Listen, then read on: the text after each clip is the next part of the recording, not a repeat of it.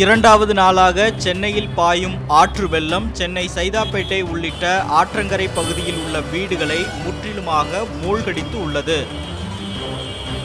100க்கும் மேற்பட்ட வீடுகளை இழந்து தவிக்கும் மக்கள் வைக்கும் கோரிக்கைகள் தமிழக அரசின் மழைக்கால முன்னெச்சரிக்கை நடவடிக்கைகளை கேள்விக்குள்ளாக்கியுள்ளது.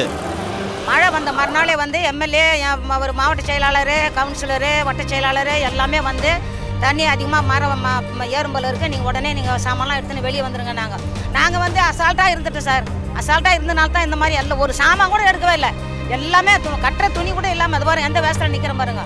ஒரு புடவை கூட எடுக்கல, அப்படியே சூட்கேஸோட அப்படியே இந்த வீட்டுக்குள்ளே அப்படியே விட்டு வந்துட்டோம். நாங்கள் எங்களுக்கு என்ன தெரியுமா முக்கியமாக நாங்கள் கேட்கறது, எல்லா அரசியலும் வராங்க, நாளைக்கு எடுக்கிறத வீடு, நாளைக்கு எடுத்துறேன்றாங்க. ஆனால் இதுவரையில் எந்த அரசியலும் எங்கள் வீடு எங்களுக்கு ஒரு நிரந்தரமான ஒரு வீட்டை கொடுத்தது கிடையாது இதுவரையிலும்.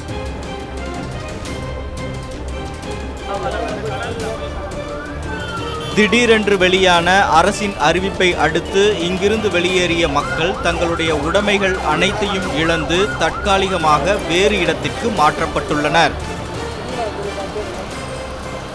போலீஸ்கார எல்லாரும் நீங்கள் வீட்டில் தண்ணி ஏறிச்சுமா, நீங்கள் எல்லாம் எதுவுமே எடுக்க வேணாம், வீட்டை இருக்க பூட்டிட்டு நீங்கள் மேலே வந்துடுங்க, உங்கள் உயிரே இருக்கும் போச்சுங்க ஆன்ட்டு சொன்னார். நாங்கள் எந்த பொருளுமே எடுக்கலை, எந்த ரேஷன் கார்டு கூட நாங்கள் எதுவுமே ரேஷன் கார்டு எடுக்கல, ஓட்டாயின் கார்டு எதுவுமே எடுக்கல. நாங்கள் அப்படியே வீட்டை பூட்டிட்டு அப்படியே வந்தோம். எங்களுக்கு தயவு செஞ்சு இந்த இடத்த விட்டு நல்லபடியாக எடுத்து கொடுத்தாங்கன்னா அந்த அம்மா கோடான கொடுந்து இந்த இதுலேருந்து போனாங்கன்னா எங்களுக்கு ரொம்ப நன்றி.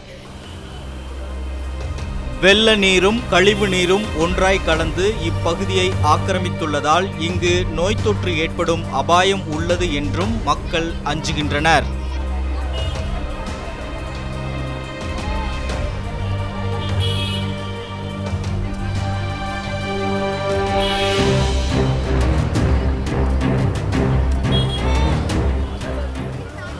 பிரேம்ராஜுடன் சேக் பரீத், ரெட் பிக்ஸ் நியூஸ்.